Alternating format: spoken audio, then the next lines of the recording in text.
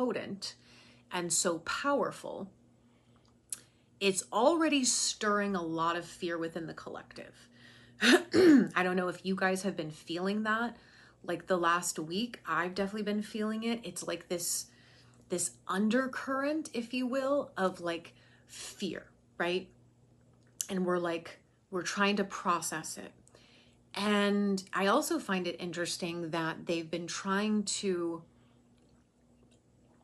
put so much fear mongering out about this eclipse, which I've never seen before. I mean, we have eclipses every year, right? So it's really not that crazy. Now, this one is a total solar eclipse, so I get the hype around it. The last one was in 2017. Now, I remember that eclipse. I watched it. There wasn't fear around it. It was actually like everyone was really excited for it. It was like this big event.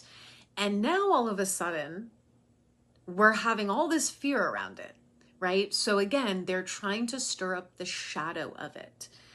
And then we've got things like CERN getting turned back on that day. They're shooting fucking rockets into the eclipse. I don't know what's going on with it. Super weird.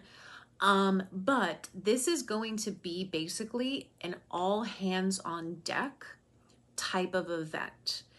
Because they are pouring so much fear into this event, and there's already so many like interferences coming, right? Whether it's from CERN shooting rockets into the eclipse, whether it's this kind of, people are feeling that hesitancy and that unease because, they've already been saying, oh, we're going to put National Guards in all these places, telling people to stock up on food and that the grids might go down. So this is an all hands on deck event, okay, because it's happening in the gate of shock. We're already seeing things with the fault lines, okay? So this eclipse specifically, the path that it's going to take is going to go over a major fault line in the United States. Now, this is not to create any additional fear, none whatsoever, just bringing awareness.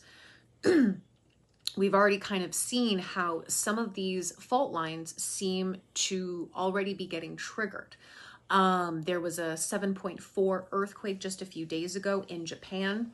There was a follow-up, kind of a smaller earthquake, but again, near Fukushima. And so that 7.4 that hit was pretty catastrophic for them. So we're already seeing the fault lines very, very active right now. Now, I also think that what's happening with that is that we are getting very close to an exact Jupiter-Uranus conjunction in Taurus, which will happen on April 20th. I will talk about that later. But Uranus is shock. Jupiter is expansion. So you can kind of see where that's headed. And in the sign of Taurus, Taurus rules Mother Earth. So we'll get to that later because that is a big, I think, freedom and liberation from Mother Earth.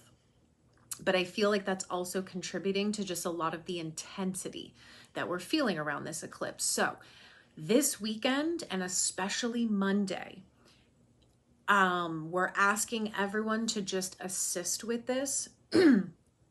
If you can do anything to kind of help neutralize any of the fear energy for this eclipse and to just hold the vision and the intention for the highest outcome, right? For, the highest timeline, and to really just infuse this eclipse with what it was meant to be infused with, which it's joy, it's excitement, it's awakening, it's the event, it's the shift, it's, the God Selves returning. This is an exciting event. We want to neutralize the fear. So if you can go into meditation Sunday and Monday to help kind of stabilize the consciousness, that would be great. If you feel guided to do ceremonies to place the highest intention for this eclipse, that would also be really great. Prayer for those same things, especially the safety of everybody in those areas, to just really infuse peace, centeredness into all the areas, especially in the path of totality. Especially if you are in the path of totality, you can really help stabilize the grids as well. So for the grid workers, you can help stabilize the grids by just envisioning and visualizing them with peace, stability. For those of you who like to work with energy, if you can focus on stabilizing the Aries Stargate, which is very active under this eclipse, connecting with the sun and the moon, right? Asking for the highest levels of just love, highest frequencies. This is an all hands on deck thing because we can really harness this eclipse energy for the highest timeline. Now, so this week, that's kind of what's going on. We've had the Mercury retrograde since April 1st. We had the 4-4 portal, which really did help us ground this all in because the number 4 is about stability. It's foundational energy. So that really helped us kind of anchor in our embodiment, right? That we've been integrating since the full moon lunar eclipse.